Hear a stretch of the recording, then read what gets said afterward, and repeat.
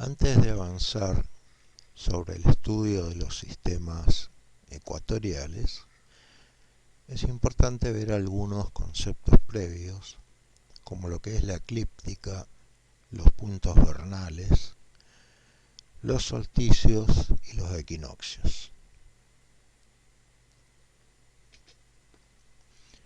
Acá vemos algo que ya habíamos visto anteriormente. Estamos viendo la Tierra y el plano del ecuador celeste, que es la proyección del ecuador terrestre en la esfera celeste. Y también vimos que había una inclinación del eje terrestre con respecto a la órbita con la que giraba alrededor del Sol de unos 23 grados 27 minutos.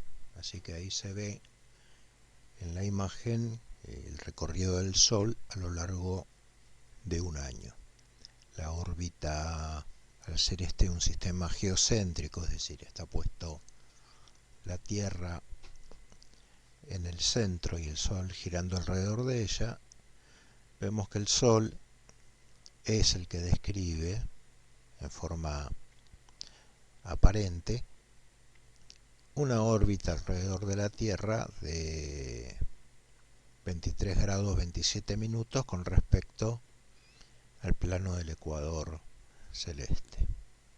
Entonces vemos el Sol en la parte inferior izquierda de la pantalla, que en el sentido que indica la flecha, el 21 de marzo se halla en la posición indicada como Aries, sigue su avance hasta que el Sol adquiere una altura máxima sobre el plano del ecuador celeste.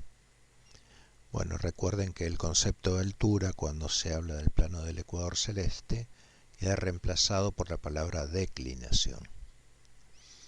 Bueno, el Sol sigue en su avance hasta que el 21 de septiembre carece de altura, mejor dicho, declinación, y se halla en un punto llamado Libra. Y así, a lo largo de todo el año, todos los años hace este mismo recorrido. Al recorrido que hace el Sol sobre la esfera celeste, la órbita que hace el Sol alrededor de la Tierra, se llama la eclíptica, ¿sí? El plano de la eclíptica. El plano de la eclíptica contiene la órbita con la que el Sol gira en torno a la Tierra a lo largo de un año. Y la eclíptica y el ecuador celeste, como vemos en la imagen, se interceptan en dos puntos, que son justamente los puntos denominados Aries y Libra. Bien, el 21 de marzo, entonces el Sol está en esos dos planos a la vez.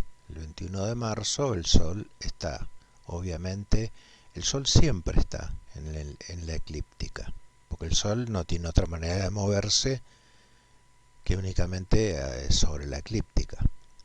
Pero a veces hay dos momentos del año en que el Sol también está sobre el ecuador celeste.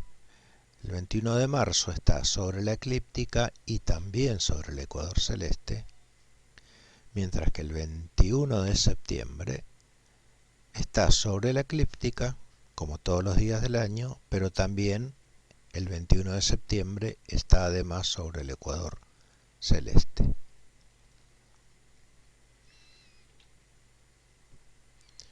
Bueno, los puntos Aries y Libra se llaman puntos vernales.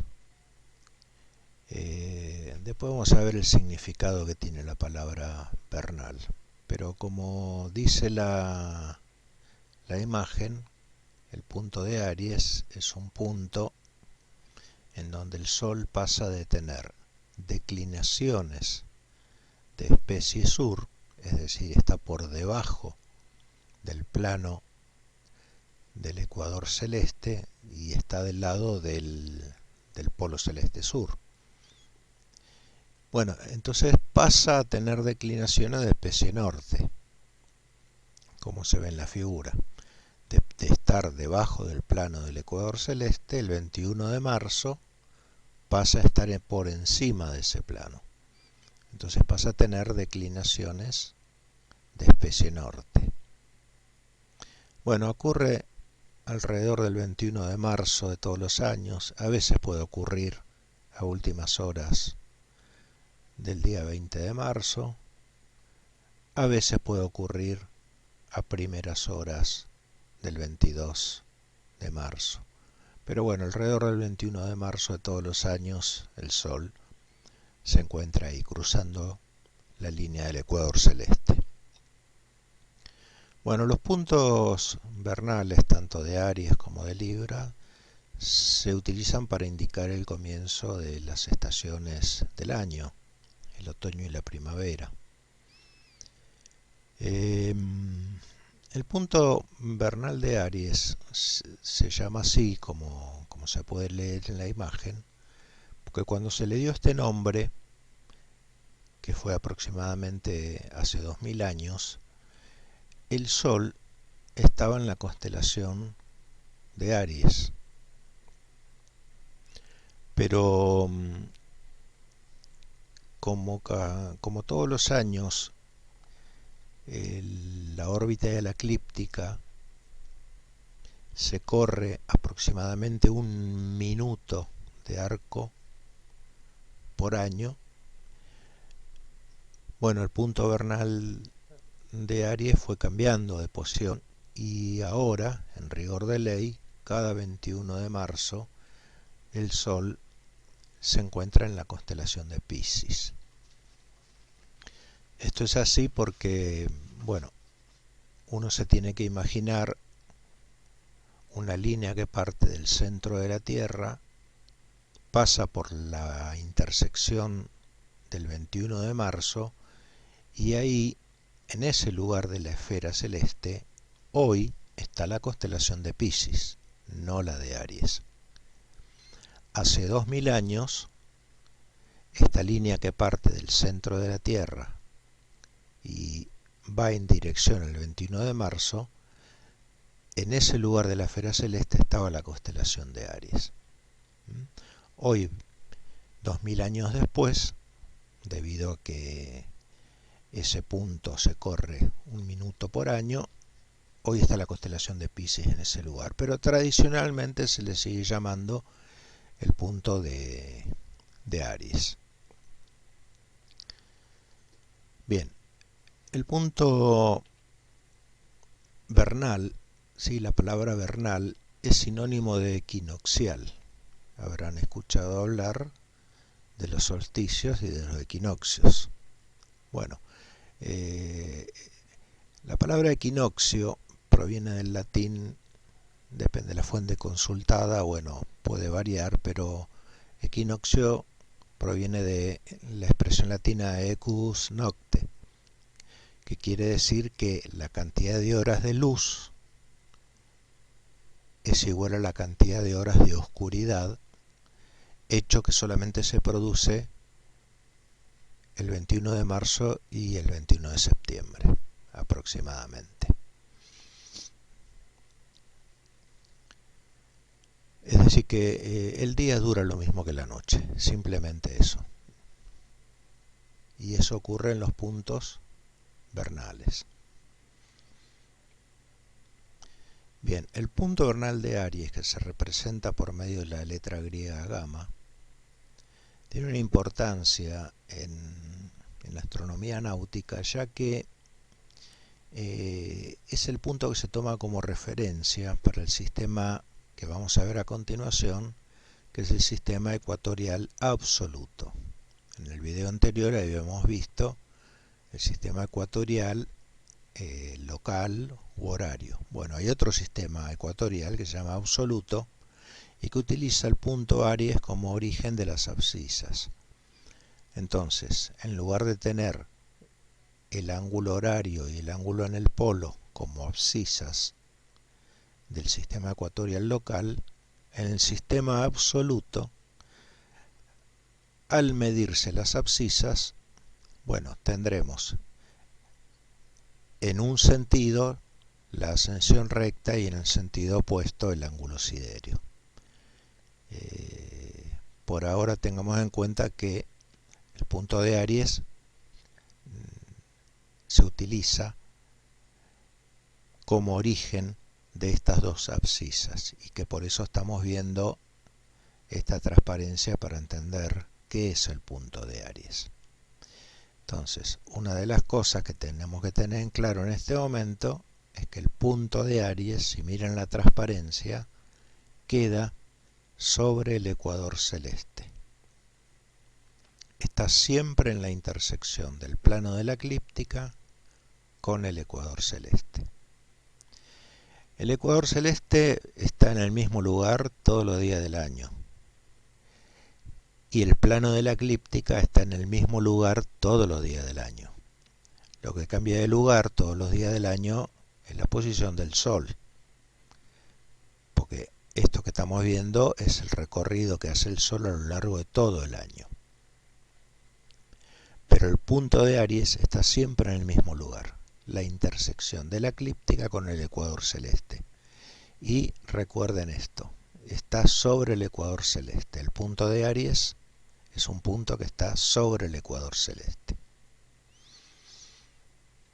Con respecto al otro punto vernal, llamado Libra, bueno, hace 2000 años, cuando se unía el centro de la Tierra con la posición del 21 de septiembre, en ese lugar, en esa dirección, en ese lugar de la esfera celeste, estaba la constelación de Libra. Bueno, como bien dice la imagen, acá, 2000 años después, debido a ese corrimiento de un minuto de arco por año, hoy en ese lugar está la constelación de Virgo. Bueno, la definición del punto vernal de Libra es muy parecida a la del punto vernal de Aries.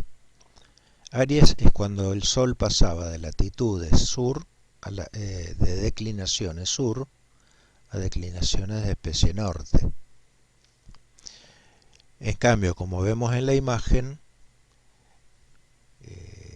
el Sol viene de tener latitudes de especie norte, llega al punto Libra, donde la declinación vale 0, y a partir de ahí el Sol está por debajo del plano del ecuador y pasa a tener latitudes de especie sur. Bueno, al igual que el punto de Aries, los 21 de septiembre, la cantidad de horas de luz es igual a la cantidad de horas de oscuridad. Esta inclinación del eje terrestre con respecto al plano con que orbita alrededor del Sol da lugar a las estaciones del año: el invierno, el verano, el otoño y la primavera. Bueno, ahí tenemos las fechas en que aproximadamente el Sol pasa por determinados puntos. Por el punto 1, por ejemplo, pasa el 21 de diciembre, que es donde el Sol tiene la máxima declinación negativa, es decir, tiene 23 grados 27 minutos sur. Ese sería su valor de declinación el 21 de diciembre. El 21 de marzo, como vemos, está sobre el ecuador celeste. La declinación se mide en referencia a este plano. Es decir, que en el punto 3 la declinación del Sol es 0 grados. En el punto 5 el Sol tiene su máximo valor de declinación, pero ahora de especie norte. Es decir, que en el punto 5 la declinación del Sol es de 23 grados 27 minutos norte. Y en el punto 6 nuevamente la declinación del Sol es de 0 grados.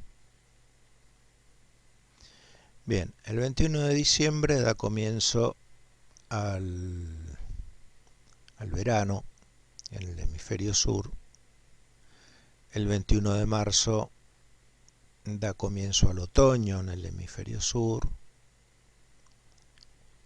Y después, bueno, tendremos el 21 de junio el invierno en el hemisferio sur y así siguiendo, llega la primavera el 21 de septiembre y así sucesivamente. Bueno, visto desde el otro punto de vista, desde el hemisferio norte, es totalmente al revés. El 21 de diciembre comienza el invierno en el hemisferio sur, el 21 de marzo comienza la primavera y así siguiendo. O sea que es al revés en el hemisferio norte. Bien, como vemos acá en una ampliación para el día 21 de diciembre, vemos que el Sol está por debajo del plano del ecuador y eso le permite tener una posición muy favorable al hemisferio sur de la Tierra, porque los rayos del Sol inciden bastante perpendicularmente, o con un buen ángulo, mejor dicho, inciden con un buen ángulo con respecto a la superficie terrestre.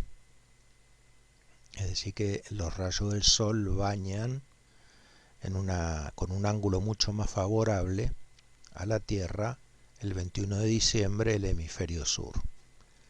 No así los puntos del hemisferio norte, donde no forma tanto ángulo con la superficie terrestre y eso tiene una influencia con la temperatura, como vamos a ver a continuación. Entonces el 21 de diciembre, como se indica acá, es verano en el hemisferio sur, por esto de que los rayos solares forman mayor ángulo con la superficie terrestre y eso le permite concentrar el calor de una manera más eficiente sobre una unidad de área. Cuando es verano en el hemisferio sur, es invierno en el hemisferio norte, por esta razón. La energía se dispersa porque los rayos del Sol inciden con menor ángulo, hasta que habíamos visto en un video anterior que a partir del círculo polar ártico no era posible que llegara la luz del Sol. Entonces, como la presencia del Sol está relacionado con la temperatura, la temperatura es mayor en el día que en la noche, por ejemplo. Si estamos al norte del círculo polar ártico y el Sol no está, bueno, es razonable que va a ser más frío. Bueno, cuando el 21 de diciembre el Sol ocupa esta posición, se dice que se produjo el solsticio de verano en el hemisferio sur, porque da comienzo a la estación del año llamada verano. Bueno, la palabra solsticio también proviene del idioma latín, proviene de la expresión solstitium, que quiere decir sol estático. ¿Y esto por qué? Porque es una fecha del año en que desde unos días antes al 21 de diciembre hasta unos días después del 21 de diciembre, la declinación del Sol no varía mucho. Está en 23 grados 26 minutos, 23 grados 26 minutos, 23 grados 27, 23 grados 27, 23 grados 26. ¿Sí? Entonces cada día en proximidades del 21 de diciembre el Sol prácticamente no varía su declinación y por eso se le llama sol estático. Bien, si nos vamos 6 meses después a la fecha del 21 de junio, ahora el Sol tiene declinación 23 grados 27 minutos, pero de especie norte. Y ahora es el hemisferio norte el que está más expuesto a la influencia de los rayos solares. Los rayos inciden más favorablemente y se concentran en una menor unidad de área, lo que hace que la temperatura sea mayor, porque en la misma unidad de área concentra una mayor cantidad de rayos solares. Bueno, eso en física se llama flujo. Bueno, Entonces, ¿qué pasa con los puntos del hemisferio sur en este caso? Los puntos del hemisferio sur reciben también los rayos solares, pero con un menor ángulo. Y a tal punto que sobrepasando el círculo polar antártico no es posible ver el sol en esta fecha, 21 de junio. Bien, cuando el 21 de junio el sol ocupa esta posición, que da origen a la estación verano en el hemisferio norte, se habla de que se produjo el solsticio de verano en el hemisferio norte. De ahí que sea el comienzo del verano en el hemisferio norte. Bueno, y acá está lo que veíamos, la manera en que inciden los rayos solares el 21 de diciembre y el 21 de junio en el hemisferio sur, como dicen acá. Tienden a ser más perpendiculares a la superficie terrestre el 21 de diciembre que el 21 de junio. Bueno, tomemos estos tres rayos, como se ve al pie de la imagen. El 21 de diciembre esos tres rayos caen sobre una determinada área. Pero el 21 de junio esos tres mismos rayos, al incidir con un ángulo menor, se dispersan en una mayor área. Es decir, que la misma cantidad de calor, el 21 de junio, ahora está dispersada en una mayor área. Por lo tanto, esa misma cantidad de calor hace que el 21 de junio en el hemisferio sur uno experimente menores temperaturas sobre la superficie terrestre, porque ese calor se distribuyó en una mayor área. En cambio, el 21 de diciembre, cuando uno distribuye calor en una menor área, es de esperar que en esa área se experimenten mayores temperaturas.